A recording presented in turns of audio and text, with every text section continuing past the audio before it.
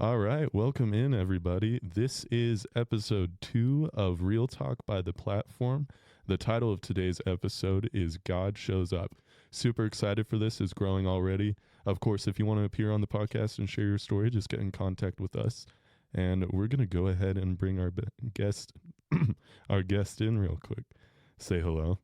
Hi, thank you for having me. Yes, how's it going? It's going good. It's been a busy day. Same here, I understand. Okay, first question, and this is very, very important. Favorite childhood TV show?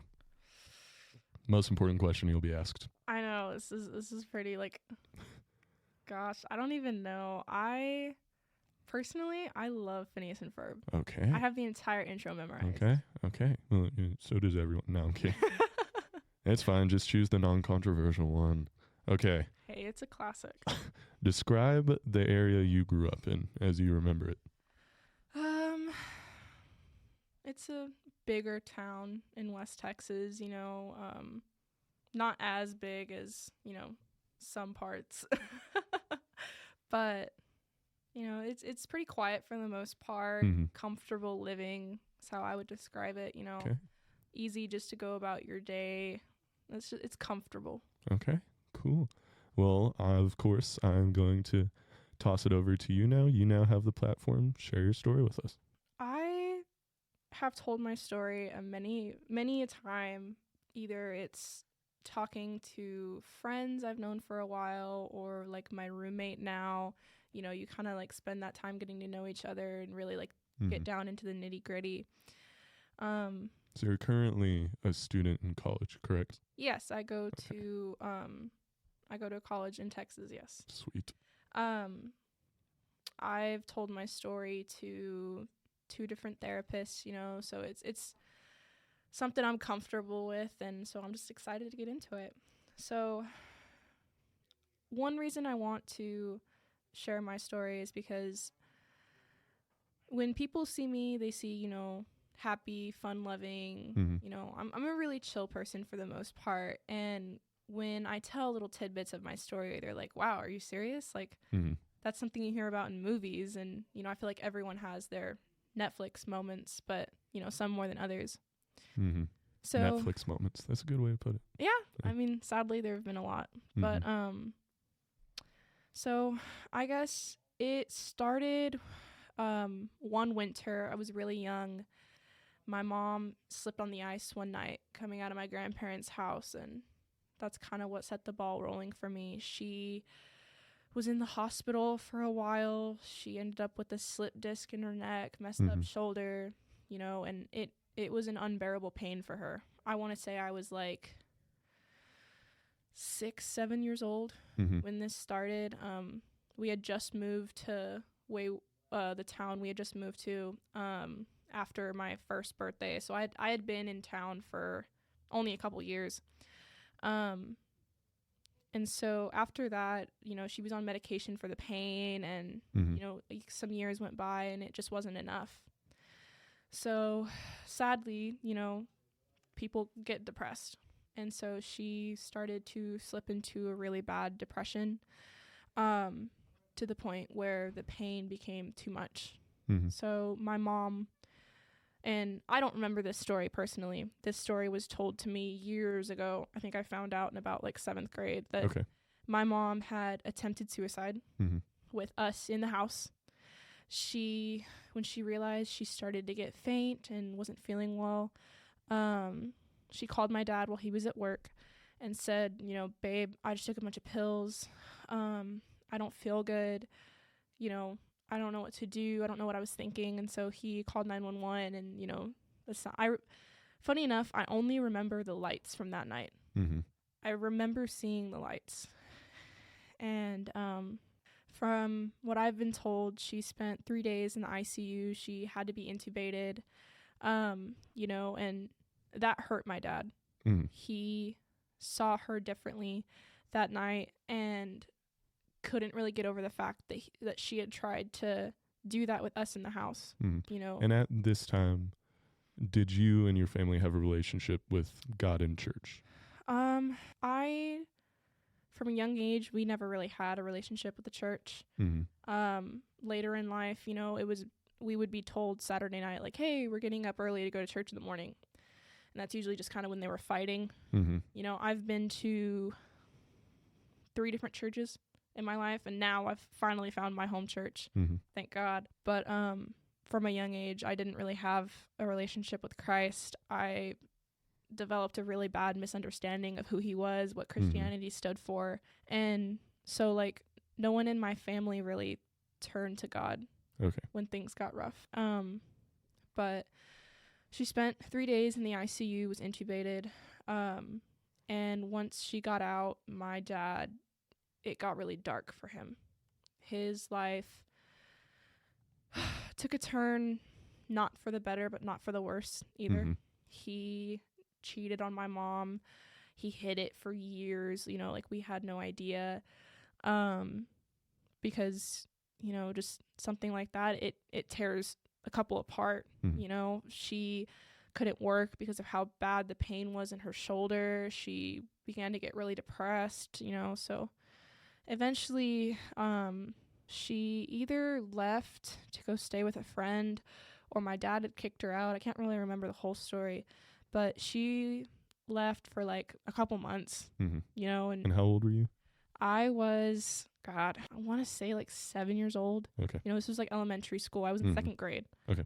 I can know that for sure. I was in 2nd grade when this happened. But while she was gone, you know, like that's real confusing for 2 little kids, because I have a younger brother who's 2.5 years younger than me. And so he would have been like, what, like 6 years old at the time.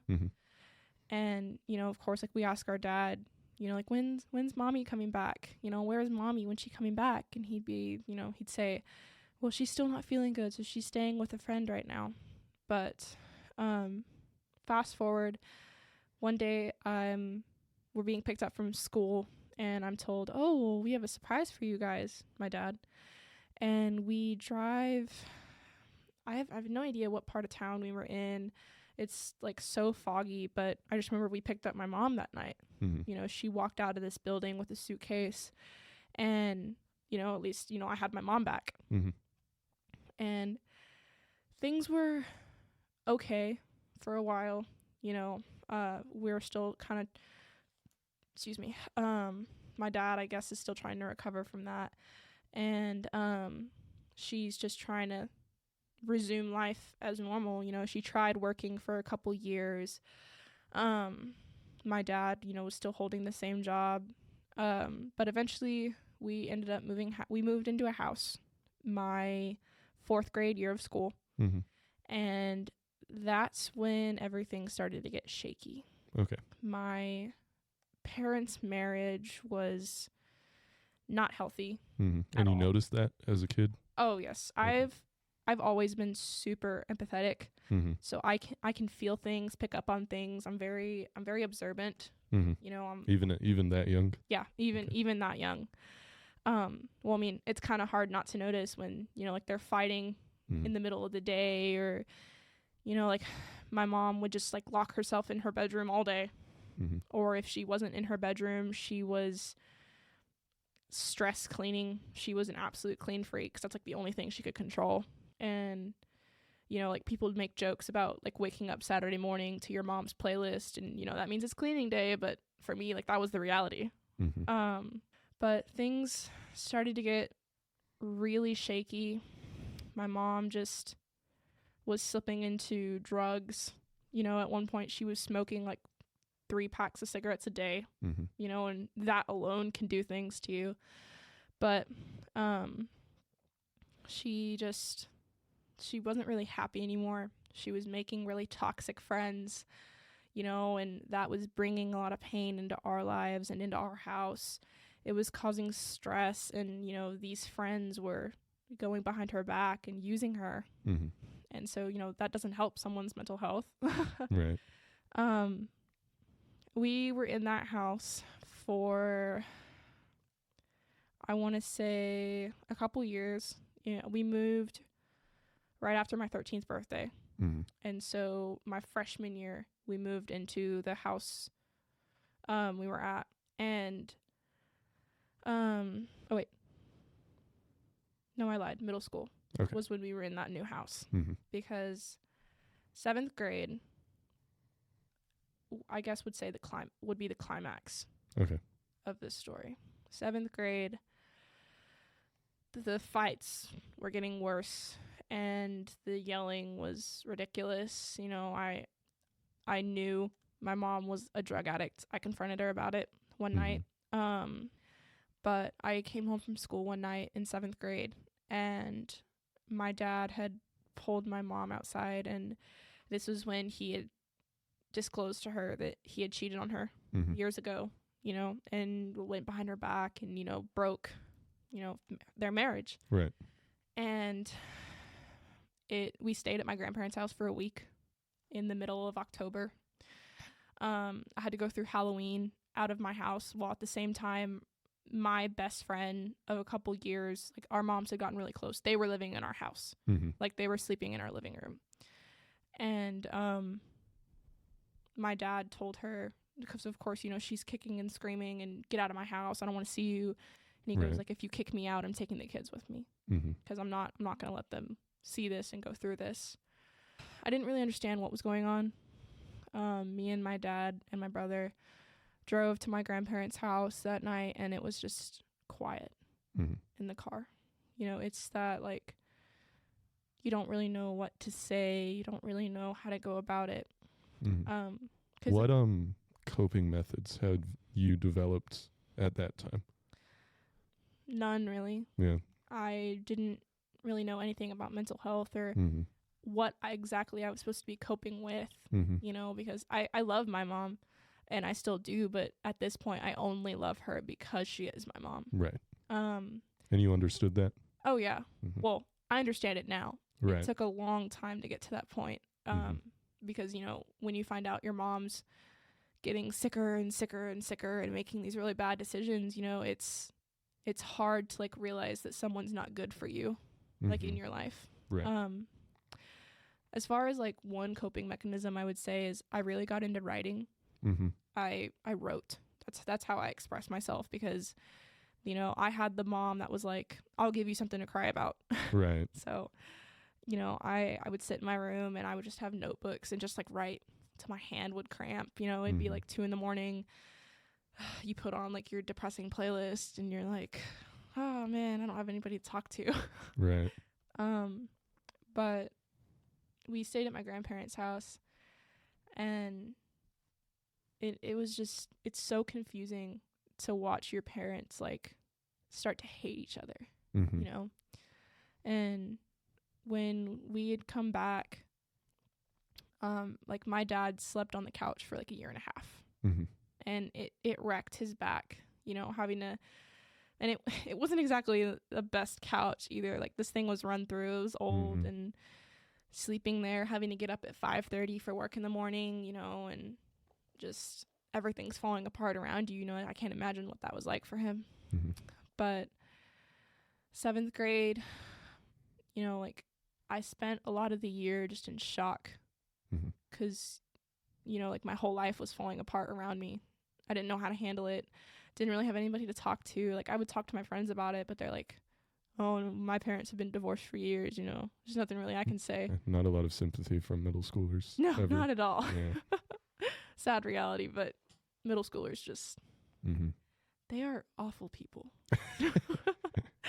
But I remember one night specifically, my parents were fighting over something stupid. My mom had become very paranoid, very paranoid of everything. And I mean, that was the drugs and, you know, finding out your husband cheated on you years later. She would accuse him for crazy things. He had to give up his whole life. He deleted Facebook. He never spoke to anyone he knew. Like, he did not have any friends, anyone. It was work and home and taking us to school. That was it. But this night, you know, he had come home from work and the screaming had started. You know, she was accusing him of something else. She would throw his phone. She would throw things around the house. And me and my brother were in the living room just, like, watching TV, and we could hear it. So I turned the TV up, and so my brother, like, doesn't really have to pay attention to it. Did you feel any responsibility towards your brother Oh, through absolutely. these times? Okay. I sadly was like really at the forefront of it all Mm-hmm. from a really young age. Like my mom didn't sugarcoat anything with me. Right. She would like tell me like what a terrible person my father was and how he's the one tearing the family apart when, you know, none of that was true. Mm-hmm. And I knew it wasn't true, but eventually, you know, like you don't know who to believe. Mm-hmm. And I just didn't want my brother to see that. Right. My mom targeted me for what reason, I have no idea. Mm-hmm. But for the most part, my brother lived a happy childhood. Mm-hmm. You know, like he still didn't have it easy. He Right. had his own troubles, you know. But I just, in those moments, I had to just step up and be the older sister. Mm-hmm. You know, I turned the TV up and I'm like, just watch the TV, it's fine. But the screaming got louder and, you know, you can hear mom crying from the room. And so she throws the door open and she comes barreling in and she's, you know, breathing real heavily and she doesn't really know what to do and she's like looking around. And so she looks at this ceramic vase that we have on the table and she picks it up and she just throws it into the kitchen. Mm-hmm. And this thing shatters. Like when ceramic breaks, it doesn't just like fall apart. It shatters everywhere. It covered our kitchen floor. And of course, like we jump and like I scream because it scared me. Mm-hmm. And my mom doesn't really know what to do. She's just like, I'm sorry, you guys, you know, like it. She's apologized to me my whole life, but they've never been real apologies. Right. But, you know, like we go into our rooms because, you know, we didn't know exactly what was going to happen next. Like my parents never put their hands on me. Mm-hmm. I was never like physically abused, but it was like the emotional toll that it takes on you, the emotional Right. abuse, the mental abuse, you know, at a young age. And we were both in our rooms. I was in mine, just kind of like sitting there, like trying to tune it out. And after every fight, my dad would come into my room and he'll just like look me in the eyes and he says like, you know, I'm sorry. Mm-hmm. And those were real apologies? Always. Mm-hmm. Those were always real apologies. Mm-hmm. You know, my dad, he was like the only reason I was able to get through it. Mm-hmm. But in the middle of him trying to console me and like trying to make me feel better, she goes up on a ride again and she comes into my room screaming and pushing him, and he can't fight back. Right. So he just kind of has to sit there and take it. And like he's like trying to look at her and be like, seriously, like in front of her, like what are you doing? Can we not do this? Like not in front of her. And I'm bawling at this point, because you're seeing your mom push your dad around, and like my mom had pushed my dad into my door and it almost knocked down like one of my filing cabinets, and I'm on the floor like just crying. Mm-hmm. And they take it out of the room. I can hear my brother bawling in his room. It's the first time I'd ever heard him start to say like, mommy, daddy, like please stop, like just stop fighting, please stop. And he's like, I want to say he's in this was like 8th grade at this point. Mm-hmm. And so he's in 6th grade, 2.5 years younger than me, like no little kid should be going through this. Right. And I remember that night, like I got down on my knees and like hands clasped, like eyes looking up. I was like, God, please, like just make it stop. Like why do my parents have to hate each other? Like why can't you make them happy? And nothing happened. Mm-hmm. So that's when I started to just like I just didn't believe for a long time. I kind of gave up on Christianity and believing that there was a God and that he was here for us and that he loved us, and he would have our backs. And like you hear about God's plan, and like I asked him, I was like, why is this my plan? Mm-hmm. Like why is this the life I was given?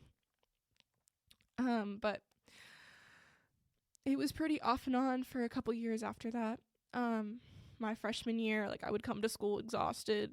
My parents were fighting again last night. That was for days, for weeks. Mm-hmm. They were trying to act happier. Like they were trying to seem like they had it all together. And, like when my friends would come over, my mom was fine. Mm-hmm. It was like nothing had ever happened. Was your mother still using any substances? Oh yeah.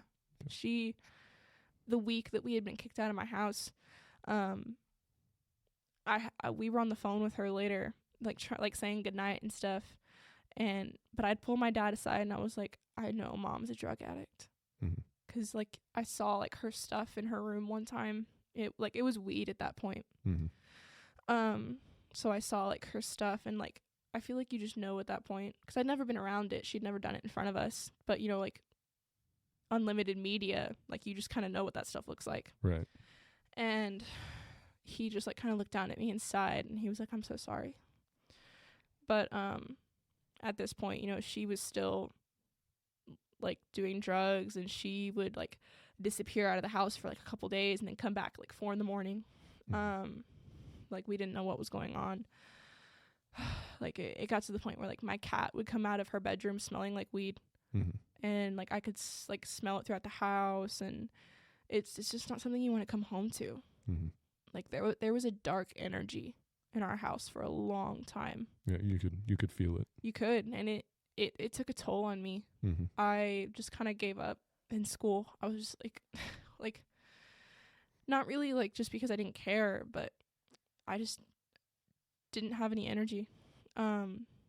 But high school, my sophomore year, my dad finally kicks her out of the house. Mm-hmm. So she's booted to the curb, except we find out that she has a boyfriend. She's been seeing this guy for a while, and, you know, my parents had already split, but they weren't divorced. Mm-hmm. They had, like, physically made it known that we are no longer in a loving marriage. Mm-hmm. And she had been out of the house for a couple days, and it was just me, my dad, and my brother. And it was like the clouds started to part a little bit. Mm-hmm. But for the next 2 years, I would have legal visitation with my mom every other weekend, and her boyfriend eventually would become her husband. Mm-hmm. My legal stepdad, I never considered him that, though. He wasn't a bad guy, but, you know, like you can't just like look a guy in the face when right. you know, like, it was just. And I assume him being attached to your mother made it difficult. I couldn't do it. She picked us up from the house one day, like our first visitation before the divorce was finalized, because my dad kind of wanted us to get into the groove of things. Mm-hmm. She was just like, y'all are going to meet my boyfriend. We're going over to his house. Mm. And in my head, I'm like, we've never met this man. Mm-hmm. And you're taking your children into his house. Mm-hmm. You know, that was the first red flag. And, you know, like, he welcomed us with open arms. He, like, made it very clear. He was like, whatever you need to make you guys comfortable, like, that's fine. And life was okay for the next year. My sophomore year was just weird. Mm-hmm. But 2020 in July was when, or in August, was when my dad had met his new girlfriend. Mm-hmm. You know, and I was skeptical at first. I was like, another woman into the house, you know. I never like thought my dad would see anybody else. I had asked him about it, but he was like, it's whatever you guys are comfortable with. Mm-hmm. He let us know that he was talking to people and he had met someone that he really liked. You know, they ended up making it official in September, and so they'll be celebrating 4 years this year. I love that woman to death. She is like the definition of not a stepmom, but a mom that stepped up. Mm-hmm. She's got 2 younger kids, younger than me and my brother. And they give us a hard time, you know, integrating 2 different families. Like, we're going to butt heads. Right, and yeah. We do very, very seriously. Like, we love them, but some days you just want to, like, slam the door in their face. But they made each other stronger, because she had also recently been divorced in July, and he was a terrible person. So they were both coming from abusive and toxic marriages, and, you know, they vowed to give each other the world. And that's exactly what they did. That woman, in a way, like, she saved me. you know, like, not to, like, fantasize that kind of, you know, like, try and play it up, but, like, she really did, like, she stepped up when my mom came and, like, took all of her furniture and all of her belongings and all that. Like, my dad was sleeping on a king-size mattress on the floor, and she didn't blink an eye. She sat there and she spent the night a couple nights when they had been together for a while, and, like, it didn't bother her.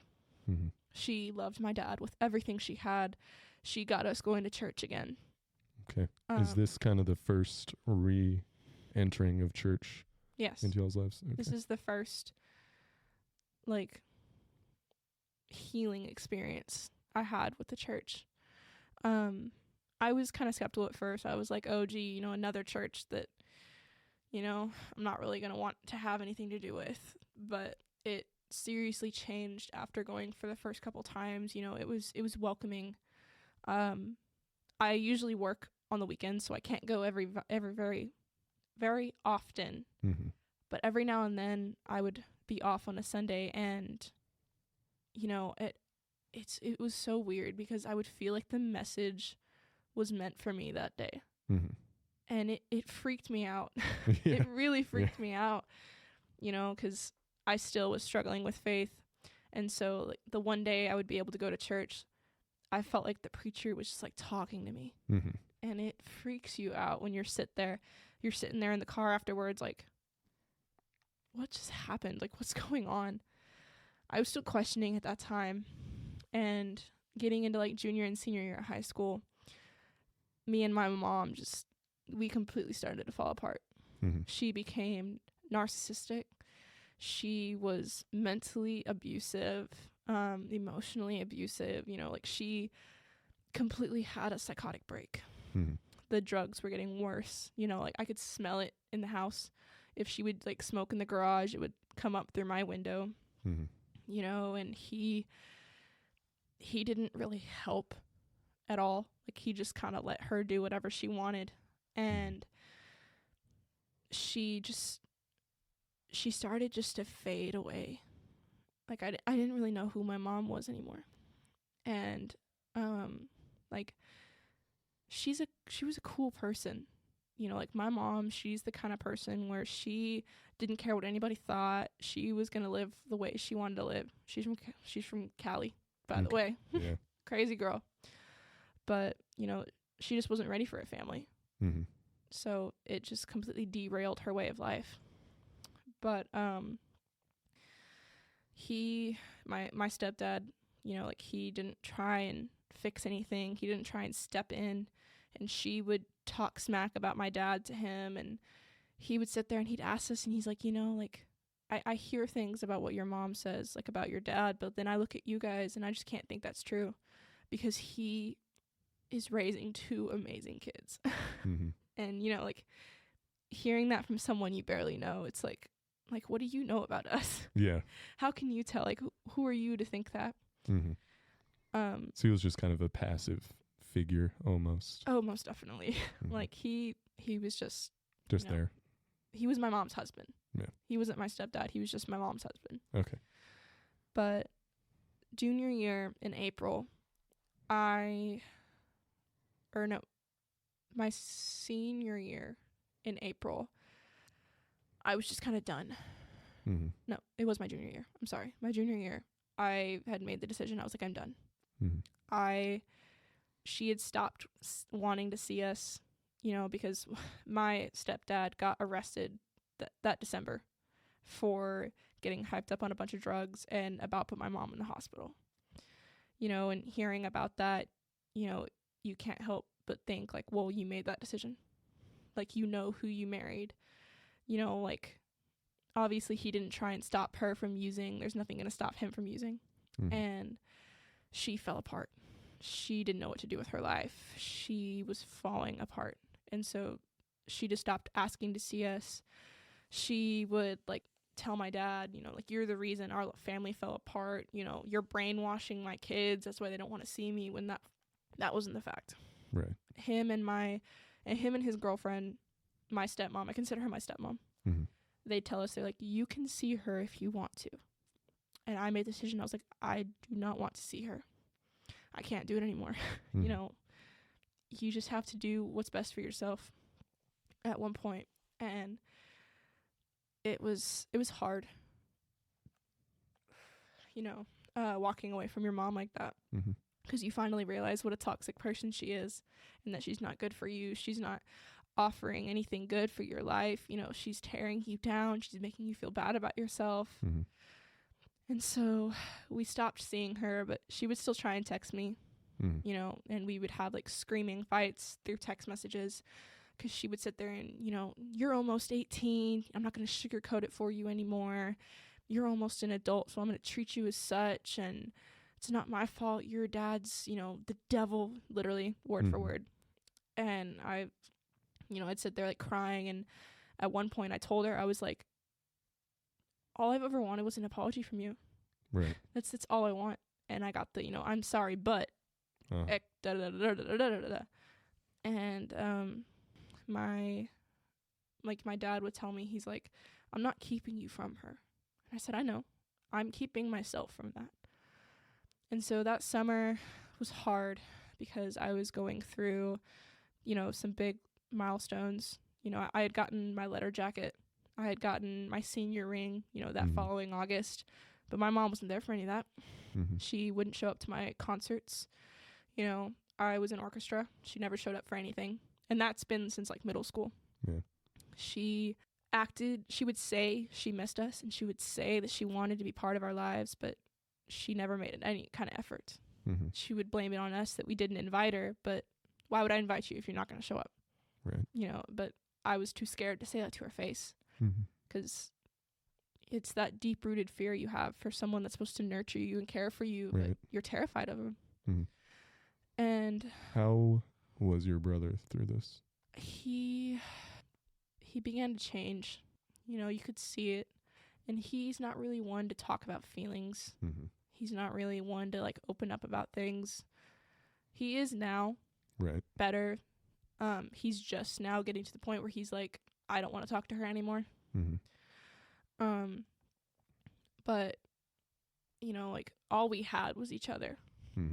And it was kind of under the table, but we both of us knew it. Like if he needed anything, he'd come to me, and I would talk to him about some things. I'm like, you know, just like here and there, but I didn't want him to see mom how I saw her. So you were still protecting your brother's image of your mother. Yeah. When there wasn't much to protect, because, you know, she's not really hiding anything, but it's like instinct. Like you can't help she's still your mother. Yeah, you know, like, you know, that's still our mom. And I still say that to this day. I'm like, well, that's still my mom. Right. But that's really all she is the person that gave birth to me. But senior year, I was finally able to start letting go. You know, I was getting into school spirit stuff. You know, I was seriously like just going wild. I was making friends. I was, you know, living my life. Sadly, I was dealing with a pretty bad breakup at the time. You know, man, like high school breakups, what they'll do to you. But you know, having to go through that like without my mom was hard. But you know, my stepmom, she showed up.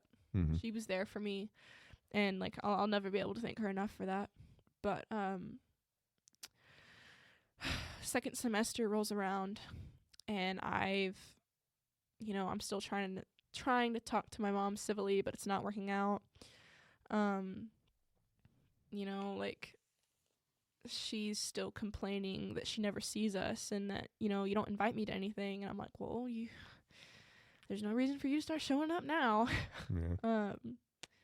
And the second semester, you know, I applied to the college I'm at now, and I got in. And, you know, like my mom has this grudge against the college I'm at, because my dad actually works there. So she, you know, wants nothing to do with it. You know, so I wasn't really going to tell her, because she was just going to be like, oh, you're only going there because your dad works there. And she just has this really bad image, you know. But I was getting ready, you know, to do senior pictures, and I had just gotten into a new relationship that March. St. Patrick's Day, actually. Crazy holiday. Yeah. Crazy holiday. Spring break was, amazing. I had my senior picture photo shoot that Wednesday, and, going into the rest of the semester, I was just kind of on cloud nine, because, I, new boyfriend, I was getting ready to graduate. I was done with high school. I was done with high school. I loved the people. Like, my orchestra was my second family. Right. But I was so ready to just get out. I was terrified, but I was just ready to leave, and actually having like a date to prom was amazing. And it sucks because my mom had always told me, she was like, oh, I'll do your makeup for prom. We can go dress shopping. That didn't happen. And it sucks. It did. Because that's something me and my mom bonded over, was like makeup and fashion. And, Right. she's the reason why I love that stuff. But it was also healing because I was learning to love that stuff without her. Right. And it really kind of helped me develop my self-identity with that. Like really coming into my own. And, she didn't show up to my high school graduation. Her excuse was, well, I don't want to start anything with them. Like, didn't want to try and sit on the other side of the stadium. Didn't want to, like, even try. Right. And I looked for her in the stands. And she's a very recognizable person. She's got hot pink hair, like, you don't miss that. And my uncle, he made me a promise years ago before this. He told me, he was like, I don't care where I'm at or how long I have to drive. I will be there at your high school graduation. Is this your uncle on your mother's or father's side? He's a family friend. Okay. He's like one of my dad's best friends. It's my uncle, Everyone's got those people in their lives. Yeah. But 3 days before my graduation, he made the 24-hour drive on a motorcycle from Florida and showed up for my high school graduation. He slept on our couch, but he was there. And, like, I wanted to throw it in my mom's face. I'm like, someone who promised me years ago showed up, but you couldn't even drive across town. Right. But it would just cause another fight. But I graduated, and I was scared for the summer. I was really nervous because that meant, like, my childhood was coming to an end. Getting ready to face college and, move out of my parents' house. I was scared. I would have breakdowns about it. I wasn't ready, like, mentally ready. But my parents helped me through that a lot, and so did my boyfriend, and he truly is a blessing as well. But my 18th birthday was hard because, that's a big deal. Oh, yeah. My mom wasn't there. My dad made it easier, though, and, it was the time of my life. We went to New Mexico for a week and had a blast, except for the part where I was stung by a hornet. Oh, man. That was not fun. Yeah, that'll really ruin a day, huh? Oh, yeah. Man, let me tell you, we were in Ruidoso. Oh, really? Oh, yeah. Beautiful. Beautiful. One of my favorite places in the country. And we were at, like, this fun park. Like, if you've been through Ruidoso, you've seen it. It's, like, the go-karts, and you can, like, pan for gold there. We did it years ago. Bit of a tourist trap there. A little bit, yeah. Oh, most definitely. Those are my favorite spots, though. It's cheap, though. Yeah. Well, like, we were panning for gold, and I felt something like how you, like, kind of get flicked, and I was like, what's that? I looked down, and I see something black and yellow, but, it was fatter, and it was bigger, and I was like, that wasn't a bee. What is that? And then you can feel the pain shooting up your arm, and dude, I felt that all day. Yeah. My shoulder was sore. I cried for like 30 minutes. It was bad. Like, you can feel it up into your hand. Ooh. It was bad, but Ooh. My nose is firmly scrunched up. That sounds horrible. It's like, it's literally like fire going through your veins. Ooh. Anytime I moved my fingers, you could feel it just spreading. But I am not an outdoors person. No, neither am I. Neither am I. But, that was what my dad wanted to do. It was a surprise for me. They were like, we're going to Ruidoso. And I was like, no way. Cool. Right.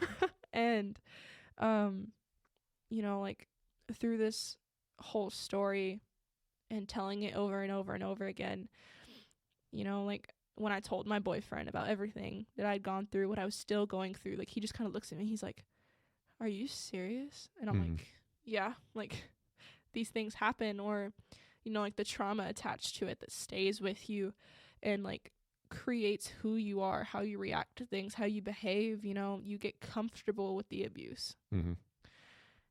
And it's a sad reality, but it was my reality. You know, like I would say something, or like they would be making jokes and I would butt in with something about my mom, and like they'd kind of look at me and they're like, are you okay? And I'm like, yeah, why wouldn't I be? Like, you know, this is just my life. And they're like, that's not good. Right. It's like, well, I don't know how to be anyway else. But it was getting ready for move-in that was hard for me. I bawled my eyes out the night before move-in. I sat there on the couch with all my stuff packed up behind me in the living room, and I was just crying. I was like, I can't do this. I'm not ready for this. There's no way. Just on my own. You trust me to make adult decisions? No way. And, you know, like I went into my parents' room, and we had all moved together. We all moved in together November of my senior year, I believe. And it was weird. It was a weird experience, but it helped us for the better, getting out of that house and the dark energy, because you could still feel it. Right. You know, even after my mom left, you could still feel it, and it weighed on us. Yeah. And the memories are still attached. Yeah, for real. You know, like sitting in my bedroom, or like sitting in the kitchen, sitting in the living room, like just like you can, it's like puts a bad taste in your mouth. And so we moved into the new house. It was literally a new beginning. Right. And we were ready to face it head on. And it was incredible. You know, I went to Disney World for the first time. Never thought I was going to be able to do that. Yeah. But they made it happen. We went to our first NHL hockey game, Dallas Stars. Oh, really? That's awesome. That's an experience. You know, you're sat up against the stadium wall, like nosebleeds of the nosebleeds. But it was still incredible because they made it happen for us. You know, like she made things happen, my stepmom. She brought hope back into my life. She brought God back into my life. And it was the greatest gift I could ask for, because, you know, like I do go to a Christian college, and it that truly saved my life. Getting to hear the testimonies of the people around me and how God has worked through their lives, and realizing that, you know, like we're all just people. Right. And we all have our own stories. And whew, it's kind of where I got the name God Shows Up. Because that night I prayed on my knees years ago, you know, asked him to show up, but I thought he didn't.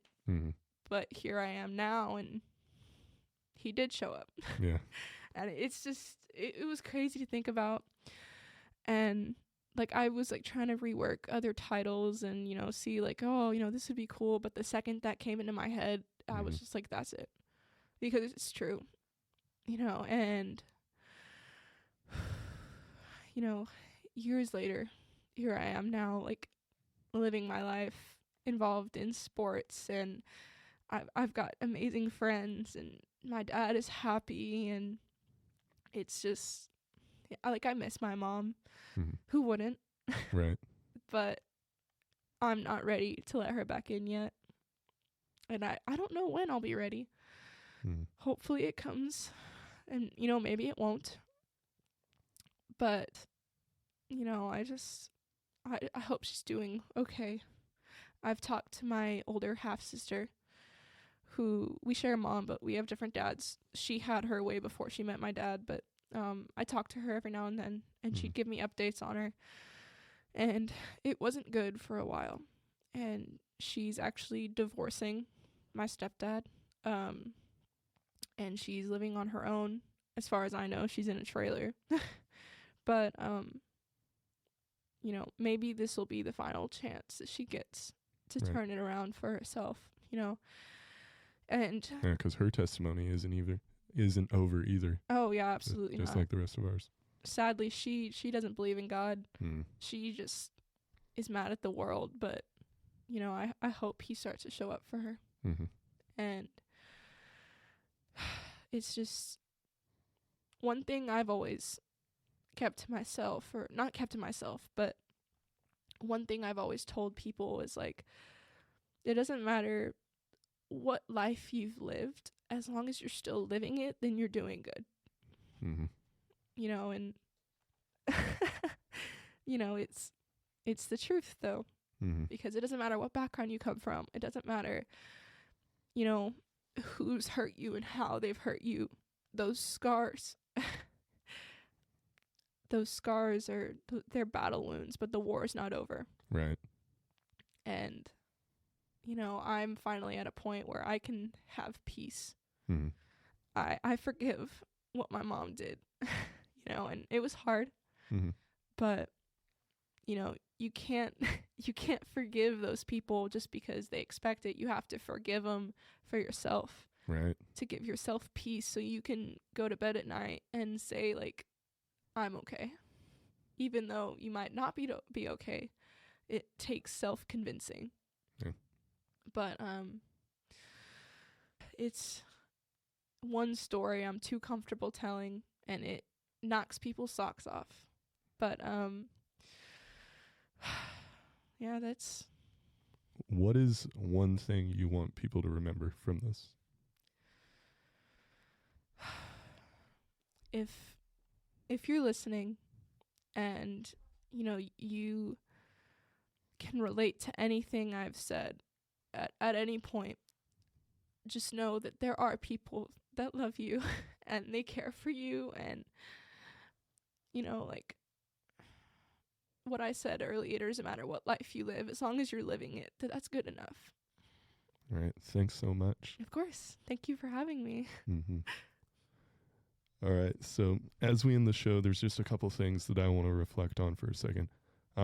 Part of what she talked about was how hearing other testimonies changed her life. And I think just the exercise of sitting here in this podcast room and listening is, number one, I've noticed that I'm starting to see people, or at least the people sitting across from me, more as God does.